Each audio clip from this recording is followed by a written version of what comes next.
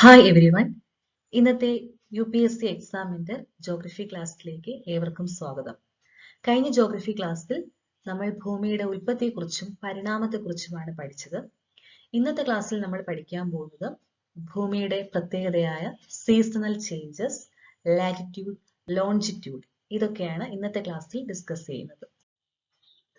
ഇത് ഭൂമിയുടെ ലാറ്റിറ്റ്യൂഡ്സ് അഥവാ അക്ഷാംശ രേഖകളുടെ ഒരു ഡയഗ്രമാണ്. ഈ ഒരു ഡയഗ്രത്തിൽ കാണിച്ചിരിക്കുന്ന പോലെ 0 ഡിഗ്രി നമുക്കറിയാം. 0 ഡിഗ്രിയാണ് ഏറ്റവും വലിയ ലാറ്റിറ്റ്യൂഡ്. ഭൂമധ്യരേഖ അഥവാ ഇക്വേറ്റർ എന്ന് പറയുന്നു. ഈ ഒരു ഇക്വേറ്റർ ഭൂമിയെ നോർത്തേൺ ഹെമിസ്ഫിയർ, അതായത് ഈ മുകളിലുള്ള ഈ പോർഷൻ നോർത്തേൺ ഹെമിസ്ഫിയർ എന്നും സദേൺ ഹെമിസ്ഫിയർ എന്നും രണ്ടായിട്ട് ഡിവൈഡ് ചെയ്യുന്നുണ്ട്. ഈ 90 ഡിഗ്രി 0 ഡിഗ്രിയിൽ നിന്നും ഓരോ ഡിഗ്രി വീതം മെഷർമെന്റ് എടുത്താൽ ഇത് ഇവിടെ എത്തുമ്പോൾ 90 ഡിഗ്രി ആവും നോർത്ത് പോളിൽ. അതുപോലെ 0 ഡിഗ്രി ഇവിടെ നിന്നും വീണ്ടും ഓരോ ഡിഗ്രി വീതം ആംഗുലർ മെഷർമെന്റിൽ ഇവിടെ എത്തുമ്പോൾ 90 ഡിഗ്രി ആവും സൗത്ത് പോൾ. അപ്പോൾ 0 ഡിഗ്രി ഇക്വേറ്റർ, നോർത്ത് പോളും സൗത്ത് പോളും 90 ഡിഗ്രി. ഇനി 23.5 degree north tropic of cancer ആണ്, ഒരു പ്രധാനപ്പെട്ട ലാറ്റിറ്റ്യൂഡ് ആണ്. 66 ഡിഗ്രി അത് ആർട്ടിക് സർക്കിൾ ആണ്. 23.5 ഡിഗ്രി ട്രോപ്പിക് ഓഫ് കാപ്രിക്കോൺ എന്ന് പറയും. 66 ഡിഗ്രി അന്റാർട്ടിക് സോൺ. ഇത്രയുമാണ് പ്രധാനപ്പെട്ട ലാറ്റിറ്റ്യൂഡുകൾ.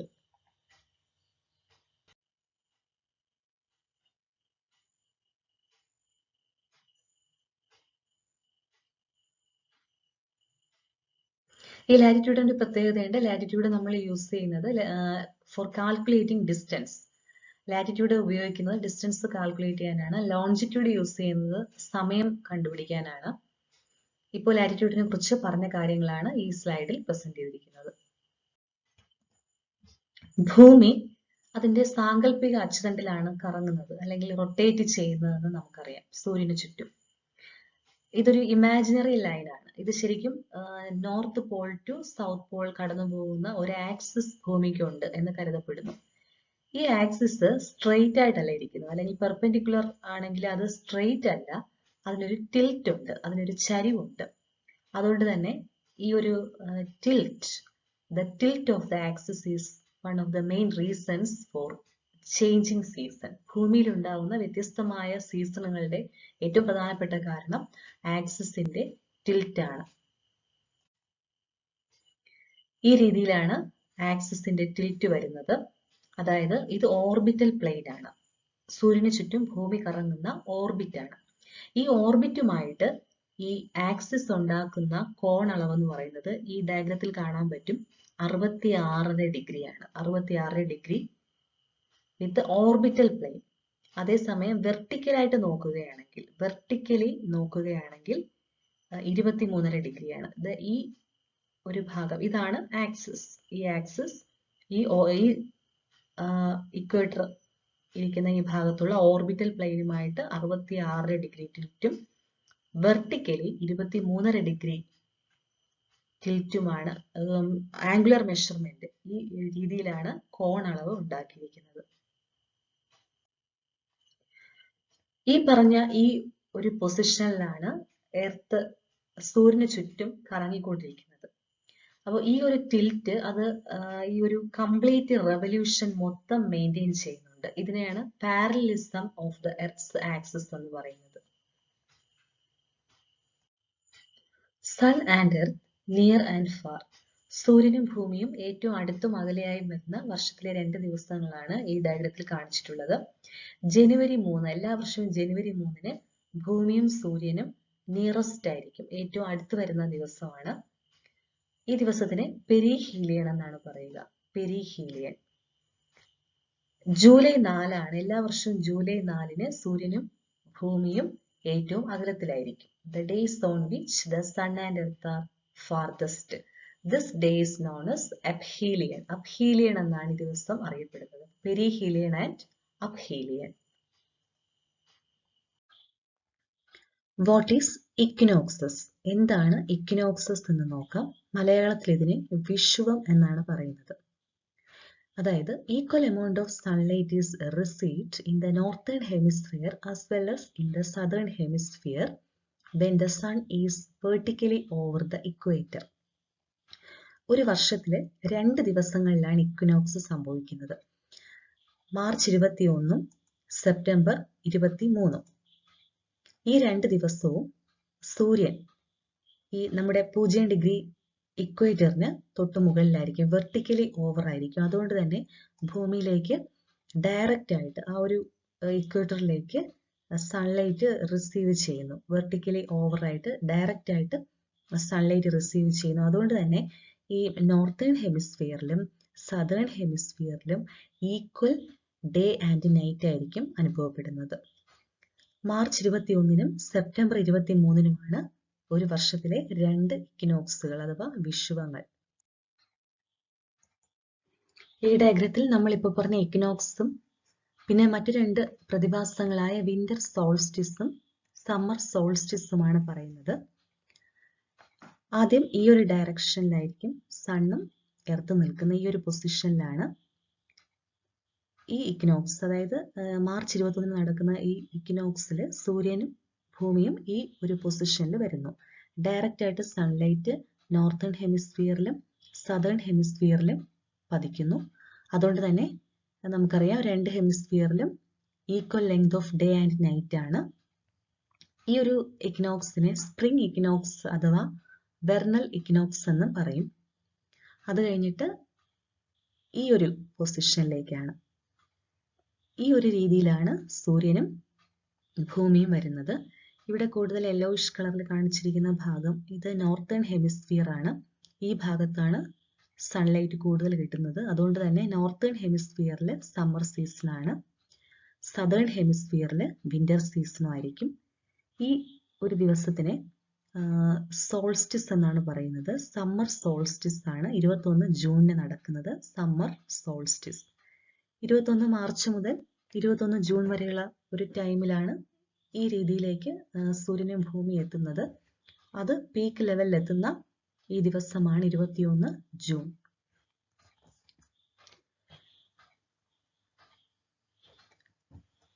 ദെൻ ഈ ഒരു പൊസിഷനിൽ സൂര്യനും ഭൂമിയും വീണ്ടും ഇക്വിനോക്സ് ആണ്. ഇക്വേറ്ററിലേക്ക് പതിക്കുന്ന സൺലൈറ്റ് ഈക്വൽ ഡിസ്ട്രിബ്യൂഷൻ ആണ്. അതുകൊണ്ട് തന്നെ equal length of day and night. ഈ ഒരു ഇക്വിനോക്സിനെ ഓട്ടോംനൽ ഇക്വിനോക്സ് എന്നാണ് പറയുന്നത്. സെപ്റ്റംബർ 23 ആണ് നടക്കുന്നത്. ഇപ്പോൾ നോർത്തേൺ ഹെമിസ്ഫിയറിൽ ഓട്ടം സീസണും സദേണില് സ്പ്രിംഗ് സീസണും. തുടർന്ന് ഡിസംബർ 22 ആവുമ്പോൾ ഈ രീതിയിലെത്തുന്നു. ഇപ്പോൾ സമ്മർ സീസൺ സദേൺ ഹെമിസ്ഫിയറിലാണ്. ഈ യെല്ലോയിഷ് കളർ കാണുന്നല്ലോ, ഇത് സദേൺ ഹെമിസ്ഫിയർ ആണ്. ഇവിടെ ഇപ്പോൾ സമ്മർ സീസൺ ആണ്.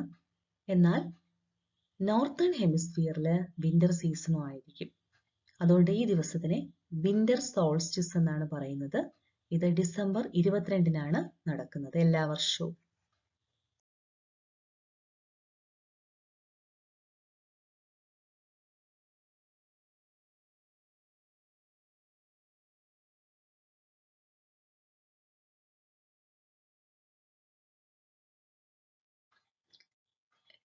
ഇപ്പോൾ നമ്മൾ കണ്ട ഡയഗ്രത്തിൽ പറഞ്ഞിട്ടുള്ള അതേ കാര്യമാണ് ഈ ഒരു ടേബിൾ ഫോമിലാക്കിയിട്ടുള്ളത്. ആ ഡയഗ്രവും ഈ ടേബിളും നോക്കി നമുക്ക് കാര്യങ്ങൾ കൂടുതൽ മനസ്സിലാവും. പല സഞ്ചാര സാഹിത്യ കൃതികളിലൊക്കെ നമ്മൾ കൂടുതൽ കേട്ടിട്ടുള്ള ഒരു കാര്യമാണ് മിഡ് നൈറ്റ് സൺ.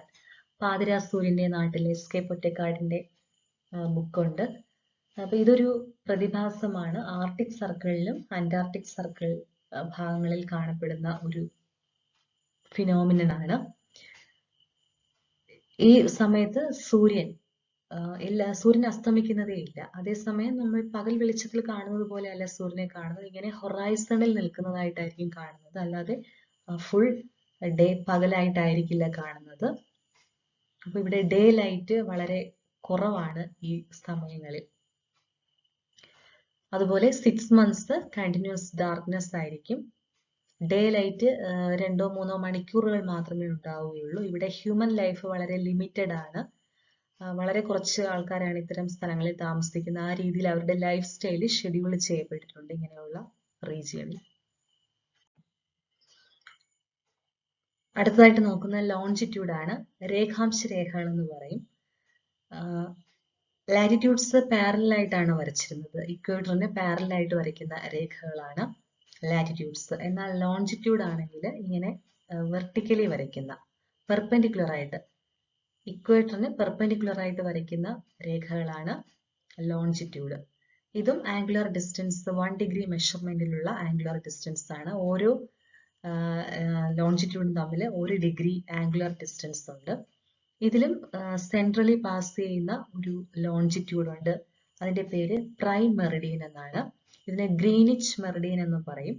അങ്ങനെ പറയാനുള്ള കാരണം ഗ്രീനിച്ചിലെ, ലണ്ടനിലുള്ള ഗ്രീനിച്ചിലെ റോയൽ ആസ്ട്രോണമിക്കൽ ഒബ്സർവേറ്ററിയുടെ അടുത്തുകൂടി പാസ് ചെയ്തു പോകുന്ന ഈ ലൈനാണ്. അതുമാത്രമല്ല ഗ്രീനിച്ച് ടൈം ഈ ഒരു ലൈൻ ലോഞ്ചിറ്റ്യൂഡിനെ ആസ്പദമാക്കിയിട്ടാണ് കാൽക്കുലേറ്റ് ചെയ്യുന്നത്.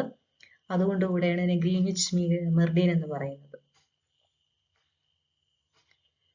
ബാക്കിയുള്ള മെറിഡിയൻസ് ആണ് ഇതിനെ പ്രൈം മെറിഡിയൻ എന്ന് പറയുന്നു. ബാക്കി ഇതിനെ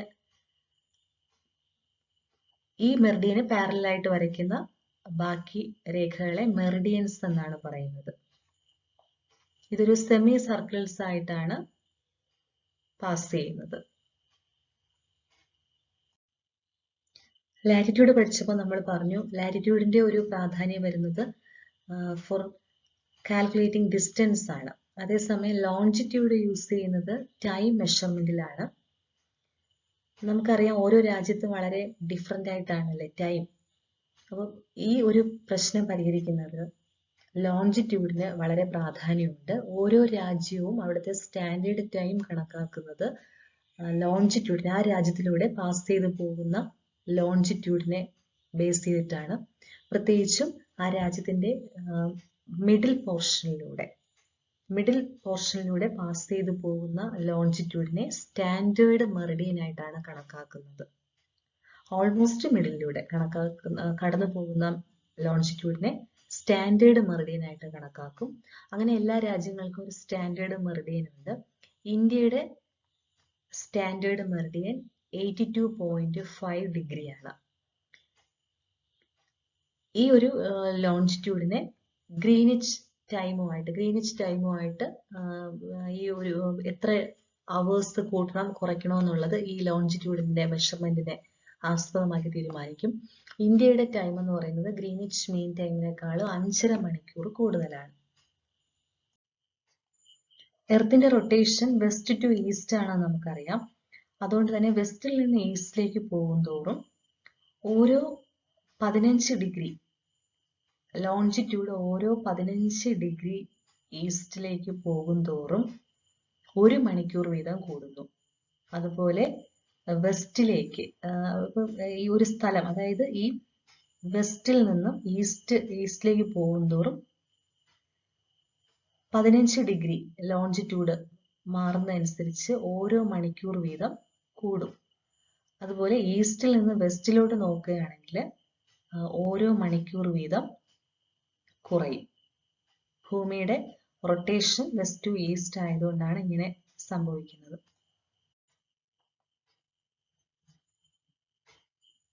Since the Earth makes one complete revolution of 360 degree in 1 day or 24 hours, it passes through 15 degree in 1 hour. ഒരു ദിവസം 360 ഡിഗ്രിയാണ് കറങ്ങുന്നത്. അതിനെടുക്കുന്ന സമയം 24 മണിക്കൂറാണ്. അങ്ങനെയാണെങ്കിൽ ഒരു മണിക്കൂറിൽ എത്ര ഡിഗ്രി ആയിരിക്കും ഭൂമിയുടെ റെവല്യൂഷൻ? എത്ര ഡിഗ്രി ആയിരിക്കും എന്ന് ചോദിച്ചാൽ 15. 360 24 കൊണ്ട് ഡിവൈഡ് ചെയ്തപ്പോൾ 15 ഡിഗ്രി ഒരു മണിക്കൂർ. അപ്പോൾ ഒരു മണിക്കൂർ കൊണ്ട് 15 ഡിഗ്രിയിലാണ് മാറ്റം ഉണ്ടാവുന്നത്. 15 ഡിഗ്രി മൂവ് ചെയ്യുന്നു. അല്ലെങ്കിൽ 15 ഡിഗ്രി ലോഞ്ചിറ്റ്യൂഡ് രേഖ മാറുമ്പോഴത്തേക്കും ഓരോ ഡിഗ്രി ആംഗുലർ ഡിസ്റ്റൻസിലാണ് വരയ്ക്കുന്നതെന്ന് പറഞ്ഞു. അപ്പോൾ 15 ഡിഗ്രിയിൽ എത്തുമ്പോൾ അവിടെ ഒരു മണിക്കൂറിന്റെ ചേഞ്ച് ആണ് വരുന്നത്. ഇനി ഒരു റൊട്ടേഷൻ കംപ്ലീറ്റ് ചെയ്യാൻ ഒരു മണിക്കൂറിൽ 60 മിനിറ്റ് ആണ്. അങ്ങനെ 24 മണിക്കൂർ ആണ് ഒരു റൊട്ടേഷൻ കംപ്ലീറ്റ് ചെയ്യാൻ എടുക്കുന്നത്. 24 മണിക്കൂറുകൾ. അത് എത്ര മിനിറ്റ് ആണെന്ന് ചോദിച്ചാൽ 60 കൊണ്ട് ഇൻഡ്യൂട്ട് ചെയ്യുമ്പോൾ 1440 മിനിറ്റുകളാണ് ഒരു റൊട്ടേഷന് വേണ്ടി ഭൂമി എടുക്കുന്ന സമയം. അപ്പോൾ ഭൂമിയുടെ ഒരു റൊട്ടേഷൻ എന്ന് പറയുന്നത് 360 ഡിഗ്രിയാണ്. ഇനി ഈ 1440 ഈ 360, അതായത് ഒരു സർക്കിൾ ആ ഒരു ഡിഗ്രി കൊണ്ട് നമ്മൾ ഡിവൈഡ് ചെയ്യുമ്പോൾ 4 എന്ന് കിട്ടുന്നു. അതായത് ഒരു ഡിഗ്രി റൊട്ടേഷന് 4 മിനിറ്റ് ആണ് എടുക്കുന്നത്. ഒരു ഡിഗ്രി റൊട്ടേഷന് 4 മിനിറ്റ് എടുക്കും.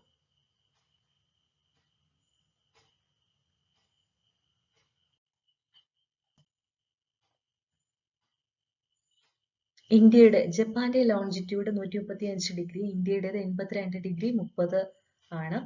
അപ്പോൾ ഇതിനിടയ്ക്കുള്ള ഡിഗ്രി വേരിയേഷൻ എന്ന് പറയുന്നത് കാണാൻ വേണ്ടി നമ്മൾ മൈനസ് ചെയ്തു. അപ്പോൾ 52 ഡിഗ്രി 30 ആണ് കിട്ടുന്ന മെഷർമെന്റ്.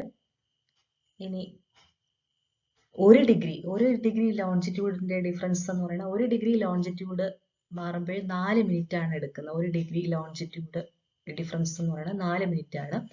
അപ്പോൾ ഇവിടെ 52 ഡിഗ്രി 30 വരുമ്പോൾ, അതായത് 52.5 ഡിഗ്രി ആയിട്ട് എടുത്താൽ 52 ഇൻറ്റു 4, അപ്പോൾ 210 മിനിറ്റ്സ് ആണ് എടുക്കുന്നത്. 210 മിനിറ്റ് ആണെങ്കിൽ 210 മിനിറ്റ് എന്ന് പറഞ്ഞാൽ 3 മണിക്കൂർ 30 മിനിറ്റ്. അപ്പോൾ ഇന്ത്യയിൽ 11 മണിയാണെങ്കിൽ ജപ്പാനിൽ അത് കഴിഞ്ഞിട്ട് 3 മണിക്കൂർ 12, 1, 2, 2:30 ആയിരിക്കും സമയം.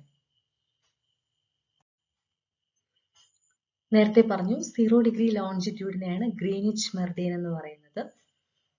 ഇത് ഗ്രീനിച്ച് മീൻ ടൈം കാൽക്കുലേറ്റ് ചെയ്യുന്ന പ്രൈം മെറിഡിയൻ ആണ്. ഈ ഒരു പ്രൈം മെറിഡിയനിലെ ടൈം അനുസരിച്ചിട്ടാണ് ലോകത്തെ മൊത്തം ടൈമും കണക്കാക്കുന്നത്.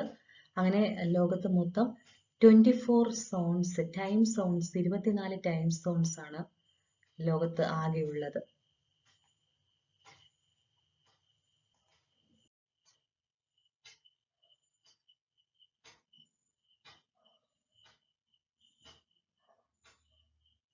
ഇന്റർനാഷണൽ ഡേറ്റ് ലൈനിനെ കുറിച്ചാണ് ഈ സ്ലൈഡിൽ പറയുന്നത്.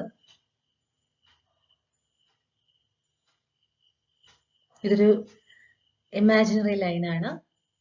180 ഡിഗ്രി ലോഞ്ചിറ്റ്യൂഡ് ഒരു രാജ്യത്തിലൂടെ പാസ് ചെയ്യുമ്പോൾ അതിന്റെ ആ ലോഞ്ചിറ്റ്യൂഡിന്റെ ഈസ്റ്റിലും വെസ്റ്റിലും വളരെ വലിയൊരു ടൈം ഡിഫറൻസ് ഉണ്ടാവും, 180 ഡിഗ്രി.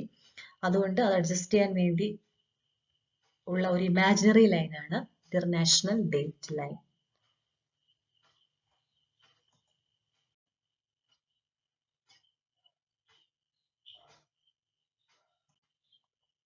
ഇത് ലോഞ്ചിറ്റ്യൂഡ് ആണ്, വേൾഡ് മാപ്പ് ആണ്. ഓരോ രാജ്യത്തിലൂടെയും കടന്നു പോകുന്ന ലോഞ്ചിറ്റ്യൂഡ് ആണ്. ഈ ഓരോ ലോഞ്ചിറ്റ്യൂഡിന്റെ ഇടയ്ക്കാണ് ഒരു ഡിഗ്രി മെഷർമെന്റ് എന്ന് നമ്മൾ പറഞ്ഞത്.